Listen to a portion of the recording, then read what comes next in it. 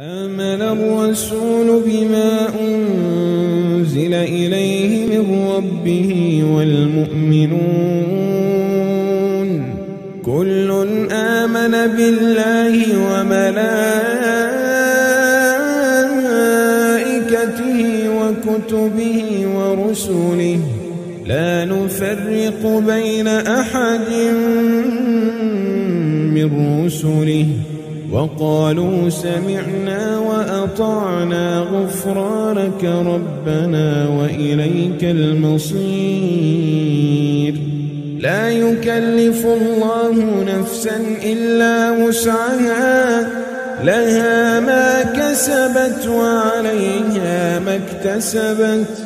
ربنا لا تؤاخذنا إن نسينا أو أخطأنا ربنا ولا تحمل علينا إصرا كما حملته على الذين من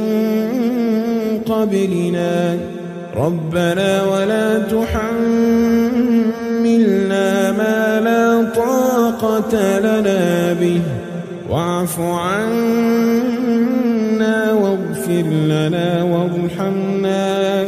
أنت مولانا فانصرنا على القوم الكافرين.